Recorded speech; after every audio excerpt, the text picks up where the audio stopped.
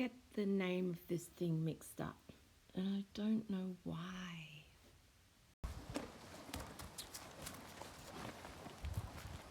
So this is my fast ride in a short machine.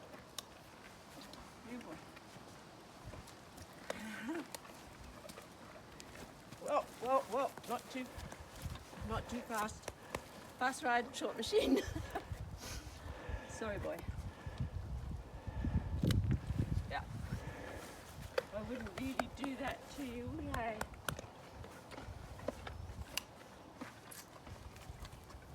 Yeah. John Adams wrote this piece in 1986 when one of his mates took him for a ride in his Ferrari. Actually, it probably wasn't that sort of Ferrari. It was probably more like this because we are talking 1986, and he was quite terrified. So he wrote it for the Pittsburgh Orchestra, and fittingly, he called it Fanfare for Orchestra because it was for the opening of the Pittsburgh Summer Festival. A fanfare is a short ceremonial piece for brass and percussion. Typically, trumpets are in the forefront. And it's for something like the entrance of a VIP, a king, a queen, someone like that, or the opening of a big ceremony or event. And I'm going to play you a fanfare by a composer who you really well know from Czechoslovakia. It's from one of his operas.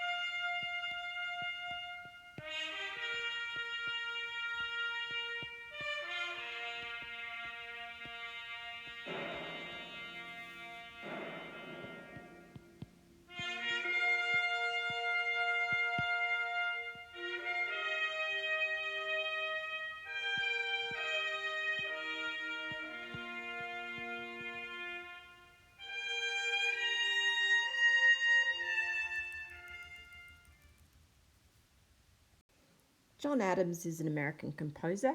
He's a nice chappy, only a few years older than me. And being American, there's some influences in his music from the American big band tradition. The big band has an interesting lineup. You have in the front row here, you have the saxophone sitting down because they're quite lazy. And in the next row, you have the trombones also sitting down. They don't seem to be able to stand up for long. And in the back, standing up for everyone to see, trumpets, and probably the most important section is the rhythm section, or they like to think so, and that's of course the bass guitar, the drums, and the keyboards.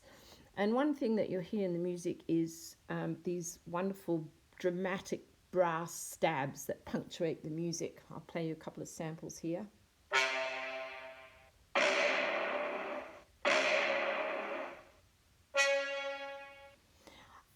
And one more thing that we'll mention from the jazz tradition is in his piece you'll hear the walking bass line. Can you read that? Bright green colour. Walking bass line. Hello, how cool is this? I can see you and you can see me. So this is from the Indianapolis Orchestra program notes, and they talk about the expanded symphony orchestra. Well, we know that they've got this thing about the two optional synthesizers with analog brass sounds, very unusual in an orchestration. But you also remember there's a very large percussion section. This being the main feature, this good old fellow, the woodblocks, but being orchestral woodblocks is going to be more like this because John Adams asked for a medium, high and low pitch woodblocks. Which is throughout. If you listen carefully, it starts with a high wood block and then the tone is lower, then it goes back to high, and then in the fanfare section there's no wood block. And then we have this cool instrument called the crotales, which is like lots of little cymbals with different pitches. I reckon it'd be huge fun to play that. But I wanted to point out this interesting instrument here, the sizzle cymbal. What do you think a sizzle cymbal is? Well, a scissor cymbal is a cymbal with attached to it is like a little chain that hangs off it. So when you hit it, it's got this amazing rattly, sizzly sound. We can talk about the minimalism movement in art, design, and architecture. In music, minimalism features a strong sense of pulse, consonant harmonies, repetition, ostinati, which is the plural for ostinato, big emphasis on rhythm, polyrhythms, cross rhythms, opposing rhythms. And in particular reference to John Adams' Fast Ride in a Short Machine, some writers talk about rhythmic dissonance, and another article I read was mentioned metrical dissonance, conflicting rhythms disrupting the pulse of the good old woodblock. But one of the wonderful phrases which John Adams himself said was he wanted to enrich the experience of perceiving the way time is divided. How cool is that?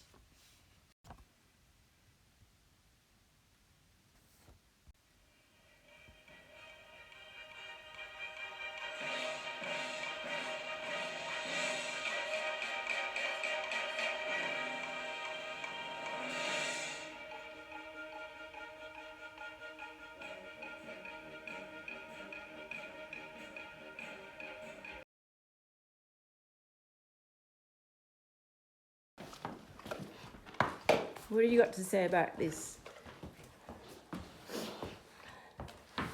Very funny. You need to get out. I'm working. Come on, out you go. Out. Cosmo. Talking about rhythm and meter, the piece starts in 3/2, which is 3 half notes per bar, 3 minims, introduced by the woodblock.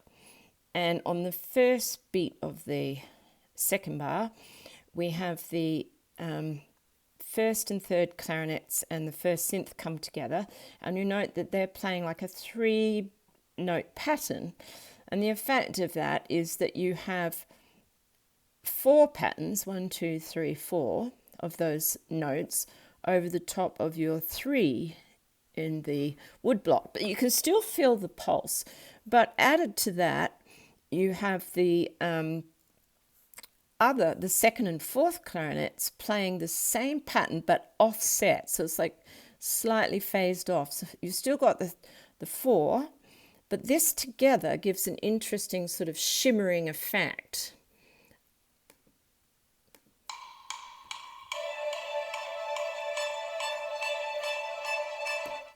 And you hear the trumpet come in there on the again, still on the beat. Ba, ba, ba, ba. Here the trumpet changes rhythm on the third beat of each of the bar. That's the only place it lines up. But now this almost sounds like 3/4, because it's like, if you look at the grouping here, you could think of this as sort of that sort of thing, or even, like I said, 3/4. So it's only matching up on every third one of the woodblock. And once again, to blur the meter even further, the trumpet comes in with this rhythm now. And this rhythm on the trumpets really takes over. Even though we've got the pulse still going at the same time, we've now changed this into a ta-ti-ti pattern, which is completely offsetting the pulse that we had before. And I sort of like to think of this as blurring the meter referring to the time signature in groups of pulses.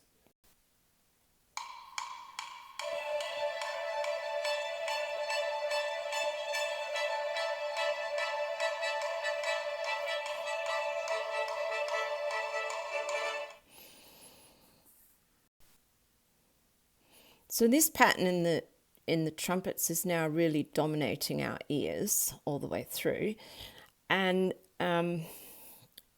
it sounds, it's sort of like like I said, it's like a dotted minim pattern, or you could also think of this as like a 6/4 feel. And that is going against the pattern here. So this is again like a 2 against a 3. And just when we think this is all coming together and we're getting another sense of pulse, we move into 2/4. And now this is, suddenly we've gone from 2/4, 2/2, which is 2 minims. And now we've gone into 3/2 in preparation for the change of time signature. However, I just want to point out, this pulse has not changed. It's just that the trumpet pulse is drawing our attention more. So we're back in 3/2 here, but I've been reading this article by a professor at Nebraska University, and the article is called Metrical Issues with Short Ride in a Fast Machine. Remember, John Adams is American, so there's a lot of Americans who've done study on his work. And what he's saying is, which I'm highlighting right here, is that this pattern here is 3 and then a 5 pattern, and then a 3-beat pattern, and then a 5-beat pattern, which continues. So if you ignore the bar lines and the time signature there, what we're hearing is we're hearing a 3/4 and then a 5/4 and then a 3/4 and then a 5/4 all the way through there, but at the same time we've still got the continued pulse in the woodblock. So that's another interesting way of looking at this particular session here. Moving on to bar 20, which is page 25 on your scores, the same thing continues, even though we're now, if you look here, we've gone into 4/2. And remember, I'll remind you again, the woodblock pulse is continuing. We haven't disturbed that. You could almost say that this isn't really metered, because it seems to just go on regardless of what else is happening. But like I was saying, I wanted to highlight that we have again a 3 pattern and a 5-beat pattern, a 3 pattern, a 5-beat pattern, going all the way through that exactly as before. So this is only one interpretation, remember, from an article I've read, that this could be broken down into 3/4/5/4, 3/4/5/4 patterns all over the top of your 4/2 woodblock that's going on here. So remember, 4/2 is 4 minims in a bar. So this is just another example of the multi-rhythmic layers, or rhythmic displacement, or rhythmic dissonance. The article I've read refers to metrical dissonance. So I'm going to play up to this part. Don't worry if you can't follow the score, but I want you to really listen and hang on to the trumpet.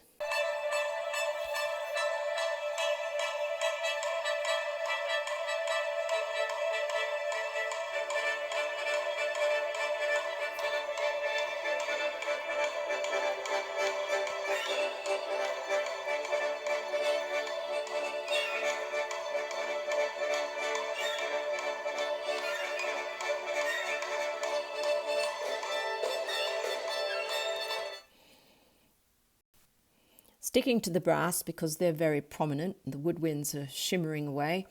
We're in 3/2, so we've got our 3 minims per bar. But if I look at exactly what they're actually playing, I can group it like this, and that is like dotted minims. See what I mean?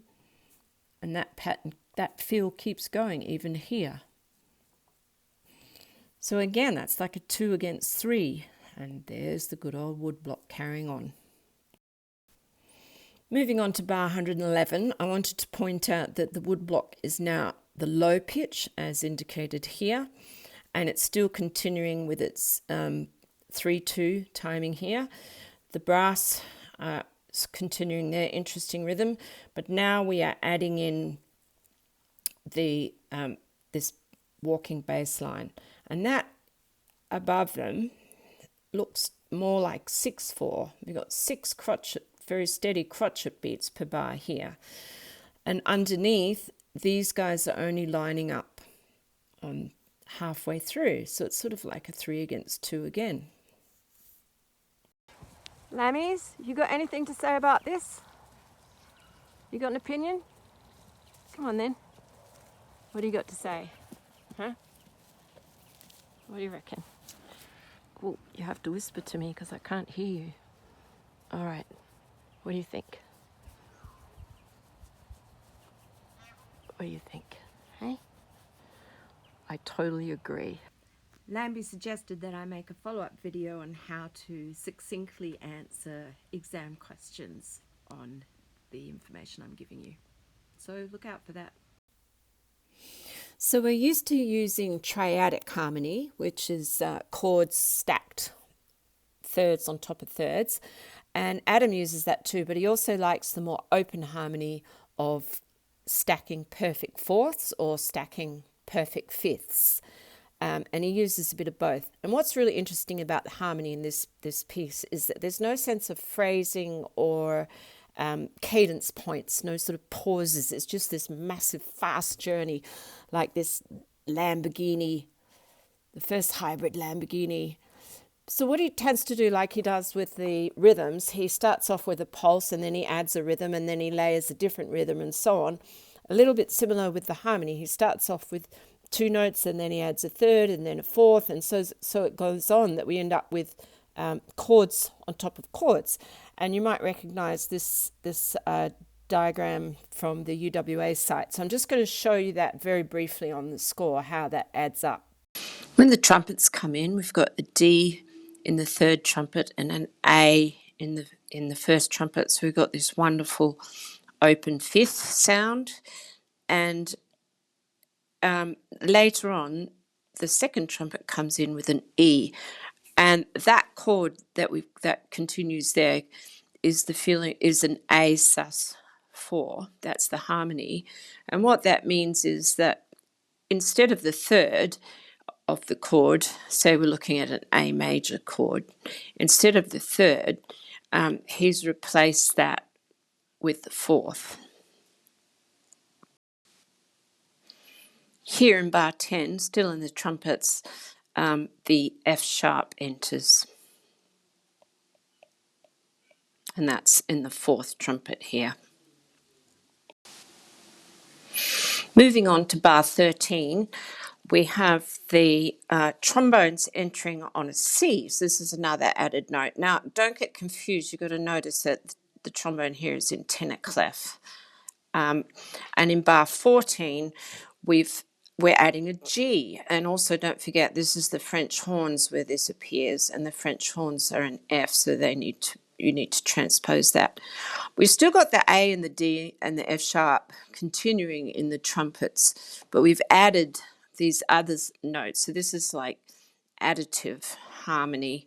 He's adding notes as we go, but continuing with the notes that he started with. And you'll notice here in the upper woodwinds, in the flutes and the piccolo, those little flourishes are also outlining those notes too. Looking ahead to bar 39, you can see the A, the E, the A, the E, but now we've got a G sharp and a B. That's changed it all up again. If we write these notes and stack them as they came in, starting with the D, A, E, and continuing on, what we end up with is a massive tower of stacked fifths. So what is that? Well, UWA site suggests that that's an E major over a D major. So here you've got your E major chord, and here you've got your D major, D, F sharp, A, and then your seventh. In bar 52, this all changes again to a B flat major. So now we've got the B flat, D, F instead. And you'll recognize this section because this is where the strings first enter.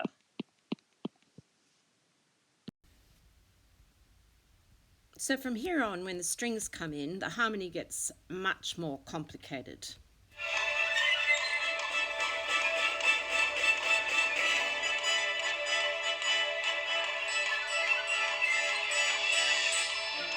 Now you can hear the strings.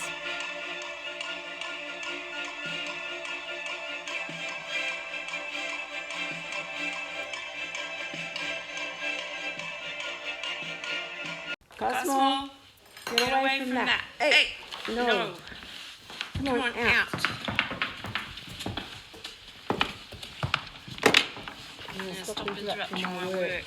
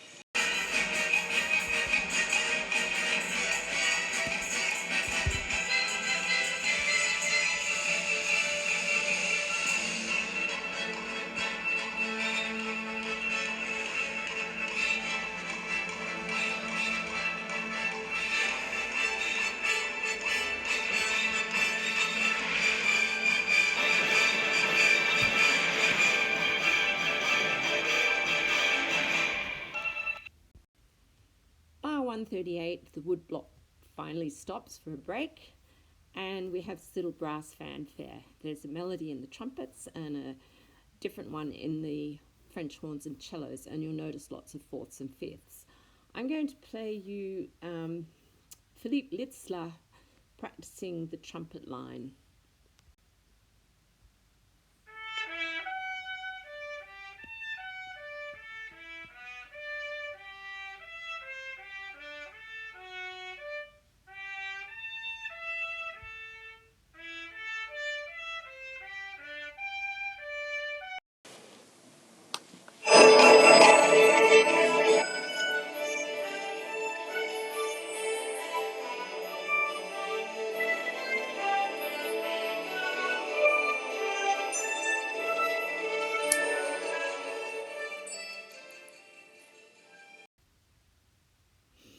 The piece does have a cadence. It has an end, and it ends on D major. Wikipedia provides this diagram and says that the ending of this piece emulates 2-5-1 cadence. But where this article came from, which was an article called Aspects of Closure in the Music of John Adams, the writer actually says that it is mimicking the rhythmic gesture of a 2-5-1. But if we do look at the chord, this is a D major chord. But this here, this is G, B flat, E flat, G. So that's an E flat chord. And this one, E flat, A flat, C, E flat. So that's an A flat chord. And this is a D. Well, I guess you could say it emulates a 2-5-1 if you flatten it up a bit. So you could say this is a flat 2 and a flat 5. Well, whatever. It ends on a D major chord. And just let me move this out the way for you. Please don't forget that this interesting thing down here, whoops, where are we? I'm going to circle this. This here, which looks like a trill, it's on the timpani. So do you think it is a trill? No, it's actually a roll. It's very dramatic too. Sounds fantastic. Listen to the end.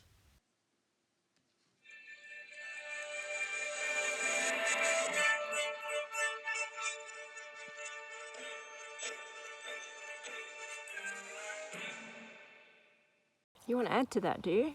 Come on then. What do you want to say? Same thing? Yeah? What do you reckon? Okay, just whisper to me. Whisper. Yeah, I agree. Yeah, I'll pass on the message.